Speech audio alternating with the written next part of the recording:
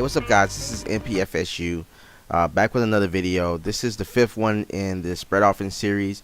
In this video, we're going to talk about what I like to do and how the formations I like to get into versus the 3-3-5. And yes, I'm talking about formations.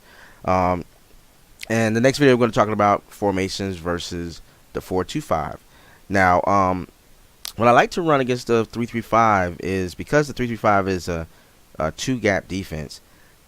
I like to bring up an extra blocker into the mix, as well as somebody who can catch the tight end to fill that gap responsibility and kind of match up and take away the 3-3-5 safety, the safety advantage. Because the safety advantage, what most of these defenses do, which makes it popular for users, it allows them to put more speed on the field. So everything goes a lot quicker. You have to make decisions a lot faster. So those are things you have to keep in mind when you're facing these type of defenses. Is that you have to make decisions faster than you would have to make versus some other defense, because the players are faster, especially in the outside positions. Now, popular defense, and now let's get right into it, is the Okie Defense. A lot of users like to use that, and I'm going to show it to you here. Let's go ahead and select the Okie. And as you can see with the Okie, what it does is it's the 3-4 defense, but they replace one of the linebackers with the strong safety, with one of the strong safeties. So instead of 4 linebackers, you have 3 linebackers and the safety, which is still the 3-2-5, just the alignment is a little bit different. So you know, it still allows them to play a certain style, but the alignment is different. So keep that in mind. It's just a different alignment. It's the same personnel, just a different alignment. Now, how you take advantage of most 3-3-5, 3-4 type defenses is you want to attack the weakest link to the outsides, because there's no defensive ends. There's smaller players, and since there's a safety on that weak side of the defense, you want to attack that side of the defense. Now, and he's going to be lined up that side no matter if they flip it or not. He's going to be lined up to that side. So I'm going to go ahead now. What I like to do is go ahead and flip the play when I see 3-3-5. Get this tight end over here. So now I have pretty much a size advantage. This tight end should be able to block the safety easy, or be able to, have a better opportunity to block that free safety that's hanging back out there, because this is the weak side of the defense. And so what that does is that gives me a better opportunity to run the dive, and I'll show you in a minute how I like to run the option stuff. So once you get the dive all set up, and you must still establish that, then you want to go ahead and start working on some other things. Let's see here. So I like the trap. The trap is pretty nasty too. Let's go ahead and run that real quick. So what the trap is that one of the guards will pull back, and because they're going to leave a man unblocked, he's going to pull back to block him. In this scenario, they're blitzing, which is fine. Let's go ahead and match this up again. So now we got a hat on a hat and strength, and we get some yards there. Now keep in mind, now it's just tons of speed is what you're seeing here. Just tons of speed, so you have to make your cuts and decisions quicker. But then you get something like that and you just bust it wide open. So now once I want to get into the option portion of it, now notice that I have, what this is, 11 personnel pretty much. So I'm not really changing my personnel, I'm just changing the alignment. And so you can go with the, let's go with the offset. Is there an option in here? Yes. Okay, so let's go ahead and run this.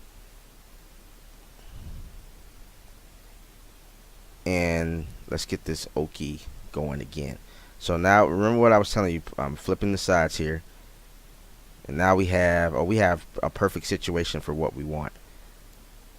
Now, because that free safety is deep, all we gotta do is read the D tackle. He actually does not come in, so that if they play the quarterback, it's going to be, you're going to gash the team all day. Then they'll come out of what they're playing.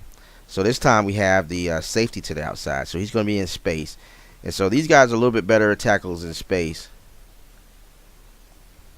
As you can see there, they're a bit faster. So if you go if you're seeing it like that, and you want to put the linebacker in space and not the safety, just go ahead and run it this way. Oh, they don't block again. If they do that, this is, like I said, this can kill the them, keeping the quarterback there. You can just gash them all day with the running back. If they want to just attack the quarterback, and see, in that case, you came free.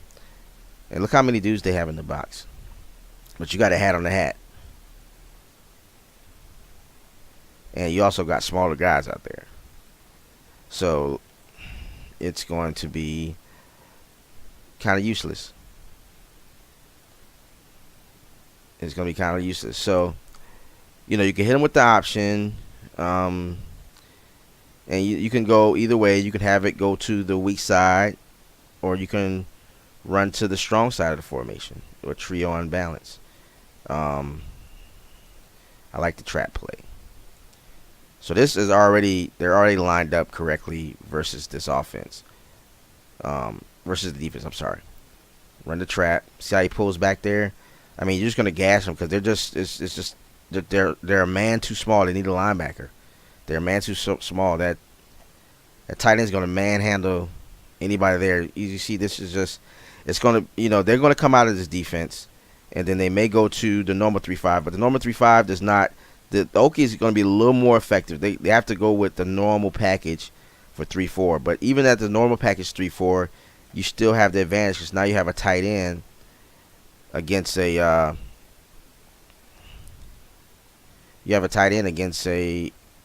linebacker, and that's going to be a mismatch all day.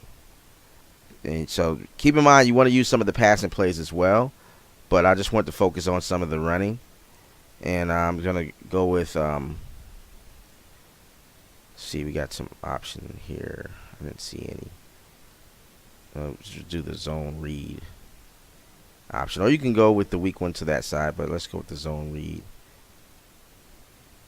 So you got the zone read. See how you're reading that outside guy? He might even block him. Well, I was supposed to, he didn't hand it off.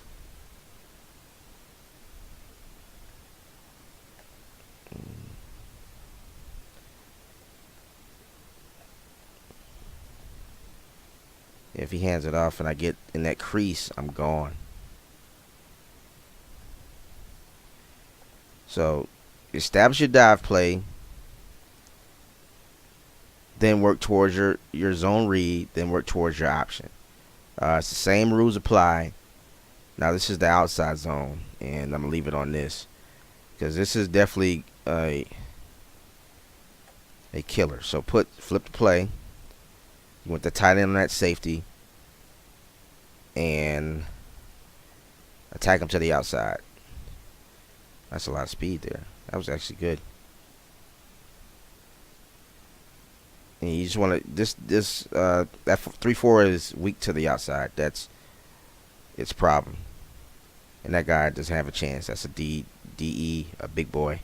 He's not gonna have a chance against that kind of speed. So if you have speed out there all day long. So keep that in mind. Now think about the users coming down and putting pressure down there, bringing a player down. Then you can hit them over the top with play action, run some screens, do what you might, and have fun.